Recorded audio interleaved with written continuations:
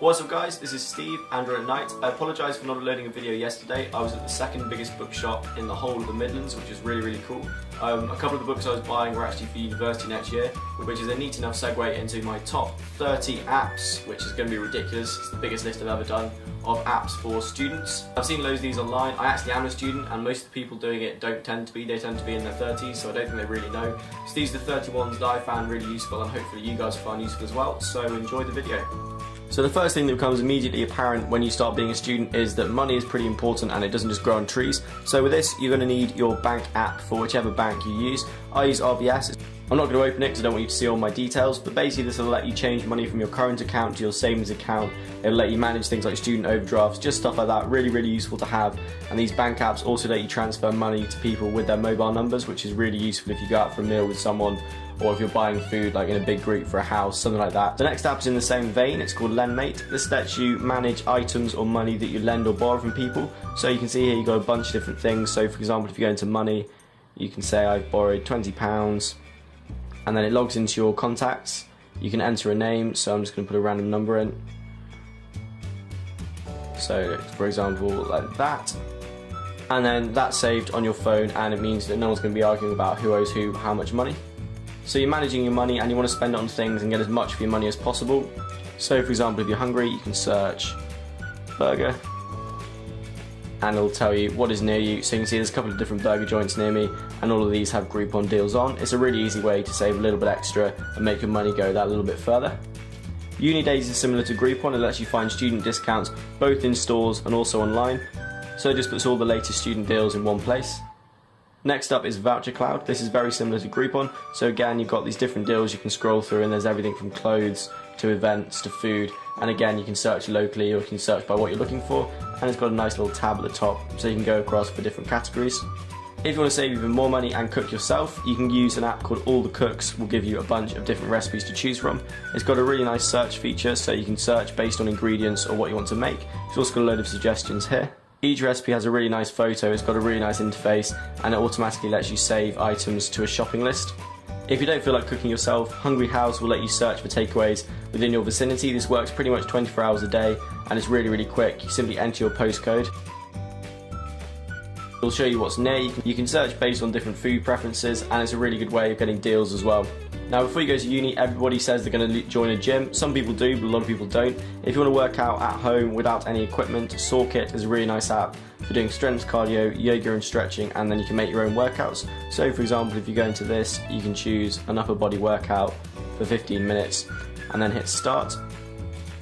It'll talk to you, telling you which exercises you're going to do. It'll also give you a nice image. You can also download videos, so you get a video, an instructional video on how to do different exercises, but it's a really nice way to force yourself to actually do some exercise. Next up, we've got My Study Life. This is a great app for managing homework, exams, assignments, things like that. It's the holidays at the moment, so as you can see, I've got nothing coming up, but it's a really nice interface. You can go into a monthly or weekly calendar view, which lets you edit things on the fly, and it's a really useful way of keeping up to date with everything that you need to do. Next up is a widget called Eventflow, which I've shown a few times in some of my videos. This is another really nice way of keeping up to date with things. There's a couple of plugins you can download which will sync it to Facebook, so if you've got Facebook events, they'll appear in the widget, and anyone who shares anything via Google is going to show up here. Next up is Cam Scanner. This is another one I've shown a few times. This lets you take a photo of something and turn it into a PDF. So as you can see, it will then crop the image for you and flatten it. You can then extract the text, and you can search in the application for text documents and export it as a PDF. It's really useful for scanning things and sending them to people, or just for taking photos of anything that you need to store. Talking of storage, you want some sort of cloud backup app. This is Google Drive. This works really nicely across platforms, so anything you save from your laptop, from your tablet, is then instantly accessible on your phone. It means you can edit things on the fly, you can share it with people much more easily. It means that inevitably when someone knocks over a glass of gin onto your MacBook and it fries, it means you're not going to lose all your work because it's saved in the cloud. The other cool thing about Google Drive is it plugs into Google Plus, and this will automatically save all of the photos and videos you take, which again is really useful if you lose your phone or your phone gets broken. It means everything is saved somewhere in the cloud. Another cloud option is Dropbox. This is very similar. It's got slightly quicker syncing I found from MacBook to your phone, but even saying that, Google Drive isn't that slow. But it just means if you need some extra storage, you've got it. And some universities and colleges and things use Dropbox, so maybe it's a little bit easier to integrate into their systems, but Dropbox is another very good storage app. The next app is Google Keep, which again I've talked about a lot. This is one of my favourite notes applications because it saves everything into the cloud so you can't lose it, and it works across multiple devices. You can also add photos and add voice recordings to your notes. It also has a checklist option which is useful for shopping lists, or for example I do it when I need to install apps to record a video. If you want a really simple notes app, there's a new one out called Just Notes, and it's got a really nice minimal material UI. Hit here, you can add a new note. So we're going to do... This doesn't save into the cloud, but it looks really nice, and if you want a really nice minimal option, this is a good notes app.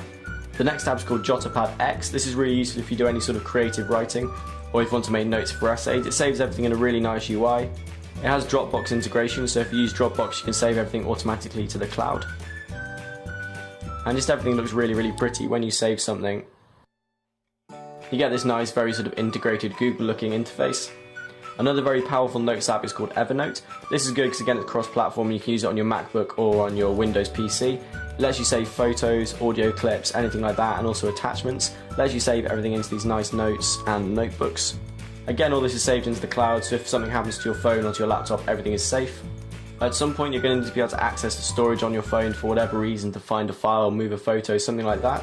Cabinet Beta is a really pretty material UI file manager, which I can't recommend any more highly. The next app is called RefMe, and this is one of the most useful apps I found this summer. I wish I had it last year for my coursework. All this lets you do is create projects, so I've just created a couple of example ones here. So we're going to go into novels. What this does is scan the barcode of a book. This then pulls up the full reference for that book. You can do it for different sections and chapters, which is really useful. But the coolest thing is if you go up here into the menu and hit change style, you've got access to all the different notation styles or referencing styles that different universities use across the world and across the country. So this just saves a lot of time when it comes to actually doing all the referencing and bibliographies for essays and projects and coursework and things like that. So RefMe is definitely one of the best apps that I wish I'd had last year. If you're learning a different language, Duolingo is a really good way to do that on the go. It breaks it down, it almost feels like little mini games. As you can see, I've had to make a new account because I forgot my old details, but I'm going to start using this again. I'm trying to learn Dutch, which I think I mentioned in a couple of other videos, but it makes it a really nice experience, really easy to do on the go, and again, it has a really nice web app as well, so you can do this on your laptop. Next app we've got is called PowerCalc. Now I do English, so I'm not really into numbers and things like that, but I've talked to a couple of my engineering friends and they've reassured me this is the best scientific calculator for Android. I have pretty much no idea what any of these things do. I vaguely remember sin, cos and tan from A-levels, but maths was never my favourite subject. But I'm assured this is a very good scientific calculator, and I have to say it looks quite cool in sort of a retro scientific calculator kind of a way. Next up is Wolfram Alpha. This is really useful for asking questions that Google now can't answer. Unfortunately, the voice command doesn't work because I'm running Android L at the moment. But if you go into the examples, you can see some of the things it can do. So we'll go into mathematics. You can ask it different equations, get it to plot graphs, things like that, and it'll help solve algebra problems. You've also got things like people and history, so you've got both ends, you've got humanities and sort of sciences. This is a really useful app. It's about £2, but it's definitely worth it. You can ask it pretty much anything and it will pull up the right answers. One of the worst things about being a student is trying to get up in the morning, so Puzzle Alarm for me is the best alarm clock.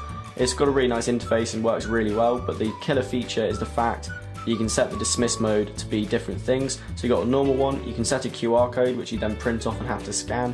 You can also set a puzzle, or my personal favourite, which is an NFC tag. I have to walk through to my bathroom in the morning to turn the alarm off, which just makes you actually get out of bed and works a lot better than a snooze button. Next up, you're going to want some sort of music app. You can get a student discount with Spotify, which I think makes it about £5 a month, which isn't too bad.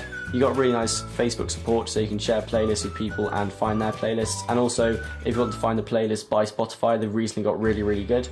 Your other option is Play Music, which works very similarly to Spotify, but it's £10 a month. As you can see, I'm not subscribed to it, but the best thing about it is it lets you upload a lot more music to the cloud than Spotify does. So if you've got everything that's from a CD or from MP3s, Google Music is a really nice place to store them. If you want to save even more money and don't want to pay for any of those services, there's an app called 8Tracks. This just curates loads of different playlists from different people, and you can then go into them, you can search for different genres, things like that, and just set a playlist playing. Next up, we've got the new Google News and Weather application. If you want to have a good place just to get some news stories, this is really useful. It's a really nice place to get loads of curated news sources, and you can also open them in external browsers if you want to view them sort of on the host website. Another great news app is News Republic. This lets you save your favourite categories, so for example like technology and different things like that. I'm just going to go into technology, and the coolest thing this does is generates these tag clouds. So you hit the button up here and then you've got a 3D tag cloud that you can navigate and you can click on things that are interesting. You can also change it so that it's either in a list that scrolls or like sort of a general tag cloud. But I like it in this one, looks really cool. So if you want to go to Facebook, you just tap on it and it'll pull up some stories about Facebook. If you're a student in the UK, the likelihood is you're going to be travelling a lot. If you don't have a car, then using a train is pretty much your only other option. TheTrainline.com lets you buy tickets in advance, slightly cheaper than from stations. It also does things like live departures and will let you know what platform your train is departing from. And the final app on this list is a game, it's called QuizUp. But the reason I like it is actually if you find a category that's related to your subject, so I do English, so for example poetry, it actually does kind of count as revision, gets you thinking about your subject, and it's a good little game just to pass a 5-minute gap. Hope you enjoyed that, guys. Please like this video if it was useful. Please subscribe if you haven't seen it before. Comment below if there's any apps you think I should be using or other people should be using. You can follow me on all my social media things in the links below for things like icon packs, wallpapers and stuff like that. And I will see you guys on Friday. Peace.